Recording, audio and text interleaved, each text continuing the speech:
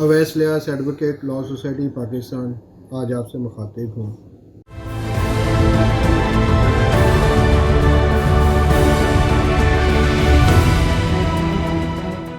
آج کا جو ہمارا ٹاپک ہے وہ فیملی کیس میں جہیز کے سامان کا ٹاپک ہے کہ جہیز کا سامان جو ہے وہ خواتین جب ناراضگی ہو جاتی ہے، علیحدگی ہو جاتی ہے یا طلاق ہو جاتی ہے تو خواتین کے پاس جو قانون نے ان کو دیا ہوا ہے وہ اس میں یہ ہے کہ وہ خرچہ مانگ سکتی ہیں، جہیز کا سامان مانگ سکتی ہیں، کوئی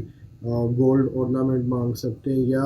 اگر ان کے بچوں کی کوئی ڈیلیوری ہوئی ہے، ٹھیک ہے، خاتون کے ماں باپ کے گھر، تو وہ میڈیکل ایکسپینس وغیرہ کلیم کر سکتے ہیں۔ اس طرح کی چیزیں ہیں، جو حق مہر وغیرہ کلیم کر سکتے ہیں، اس طرح کی چیزیں ہیں۔ مگر آج جو میں جس چیز کے اوپر پوائنٹ آؤٹ کرنے جا رہا ہوں وہ ہے جہیز کا سامان، ٹھیک ہے، ڈاوری آرٹیکلس، جہیز کا سامان، ٹھیک ہے۔ جب بھی لڑائی ہوتی ہے جہیز کے سامان کا کیس ہو جاتا ہے، ٹھیک ہے۔ اب جہیز کے سامان کا کیس ہوتا ہے، ٹھیک ہے، جس میں ایک لمبی لسٹ لگی ہوتی ہے کہ واشنگ مشین دی، اے سی، کولر، کار، یہ وہ اتنا کچھ دے دیا، ٹھیک ہے، حالانکہ وہ دیا نہیں ہوتا، وہ ایک کچھ اس میں سے دیا ہوتا ہے یا زیادہ تر دیا ہوتا ہے، کافی چیزیں اس میں سے غلط ہوتی ہیں، ٹھیک ہے۔ تو جب اس طرح کا کوئی کیس فائل ہوتا ہے تو ڈیفینیٹلی جو آپ کا خاوند ہے یا خاوند ہے، کیونکہ یہ لازمی نہیں ہے کہ جہیز کا سامان جو ہے وہ طلاق کے بعد ہی آپ فائل کر سکتے ہیں، وہ آپ کا رشتہ بھر ختم نہیں ہوا تو اس ٹائم بھی آپ جہیز کا سامان آپ کر سکتے ہیں۔ تو اس ٹائم خاوند کو چاہیے کہ جب وہ کورٹ میں اپیئر ہو تو اس کا جواب دینا ہوتا ہے، جس کو ہم ریٹن اسٹیٹمنٹ کہتے ہیں یا اپنی لینگویج میں ہم جواب دعویٰ کہتے ہیں۔ جواب دعوے کے ساتھ خاوند کو چاہیے کہ پوری لسٹ اپنی بھی بنائے جس میں جو لڑکی کا جہیز کا سامان اس کے گھر پڑا ہوا ہے۔ یہ ویسے ہوتا نہیں ہے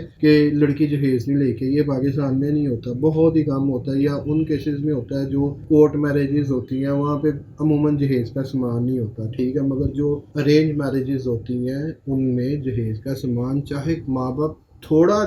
دیتے ضرور ہے، صرف لڑکا یا خاون انکاری کا ہو جائے کورٹ میں جی کہ یہ تو دیا ہی نہیں، انہوں نے بالکل نہیں دیا، وہ بھی بات ہے کورٹ قابل قبول نہیں کرتی، وہ کہتی کچھ تو دیا ہوگا۔ تو خاون کو بھی چاہیے کہ جو اس کے گھر پڑا ہوا ہے اس کی مکمل تفصیل اپنی ریٹن سٹیٹمنٹ میں بھی دے کہ یہ جہیز کا سامان ہے، یہ سامان ہمارا اس کے پاس پڑا ہوا ہے اور یہ ہم واپس کرنے کو تیار ہیں۔ اب جو اصل بات ہے ہمارے معاشرے میں کیا ہے، ہمارے معاشرے میں جس وقت بیٹا یا بیٹی کا نکاح کر رہے ہوتے ہیں اس وقت دو خاندان کا آپس میں تعلق جڑ رہا ہوتا ہے، دو خاندان کا، ٹھیک ہے۔ جب وہ تعلق جڑ رہا ہوتا ہے ان کو آپس میں پھر اتنی ان میں ہو جاتی ہے کہ وہ ایک دوسرے کو شرم کے مارے وہ کہتے ہی نہیں ہے کہ جناب کچھ لکھ لیں، کچھ ہو جائے، ایون حق مہر تک وہ کہتے جی جو آپ کی مرضی آپ لکھ لیں۔ اب میں یہ کہتا ہوں کہ بعد میں کوئی پتہ نہیں ہوتی شادی بعد میں چلتی ہے کہ نہیں چلتی، نکاح کے ٹائم ماں باپ کا فرض ہے، لڑکی کا اور لڑکے والوں کا، یہ دونوں کا فرض ہے، اس میں شرمانے کی کوئی بات نہیں ہے کہ جناب ایک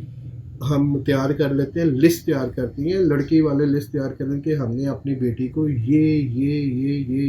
جہیز کا سامان دیا ہے، اس کے اوپر لڑکے کے گھر والے یا لڑکا خود سائن کرے، دو گواہوں کے سائن کروائے، وہ کاپی ایک اپنے پاس رکھے، ایک لڑکی والوں کو پاس دے۔ اس طرح کا اگر مسئلہ ہو نہ تو کوئی نہ کوئی کل کو اگر کوئی لیگل میٹر یا فیملی سوٹ آتا ہے جہیز کے سامان کے متعلق، لڑکی والے بھی جھوٹ نہیں پھر فائل کر سکتے کیس، اگر وہ کریں گے کہ لڑکے والے وہی ان کی جو لسٹ ہے جو موقع کے اوپر بنائی گئی ہے وہ لسٹ لے آئیں گے، وہ ساتھ وہ لگا دیں گے۔ یہ کرنا انتہائی ضروری ہے، اس میں کوئی شرمانے والی بات نہیں ہے کہ جناب ہم بیٹی کی شادی کر رہے، وہ کیا سوچیں گے کہ ہم ان سے جہیز کے سامان کی لسٹ کے اوپر سائن کروا دیں گے، وہ لڑکے والے کہیں گے جی آپ لسٹ لے کے، ایسی کوئی شرمانے والی بات نہیں۔ بعد میں آپ نے اگر کسی کا کوئی مسئلہ بنتا ہے، ٹھیک ہے، اگر کورٹوں میں آنا، بعد میں اللہ نہ کرے، میں نہیں چاہتا کہ یہ فیملی والے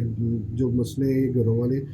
گھر بستے اچھے لگتے ہیں، اجڑتے اچھے نہیں لگتے، بستے اچھے لگتے ہیں، مگر پھر بھی کسی کو کوئی پتہ نہیں کون سی شادی چلتی ہے کون سی نہیں چلتی۔ تو نکاح کے ٹائم ضروری ہے کہ آپ جہیز کے سامان کی لسٹ تیار کریں، مکمل لسٹ تیار کریں، لڑکے والے بھی سائن کریں، لڑکی والے بھی سائن کریں، ان کے بھی طرف سے گواہ ہوں، ان کی بھی طرف سے گواہ ہوں، ایک کاپی ان کو جائیں، ایک کاپی وہ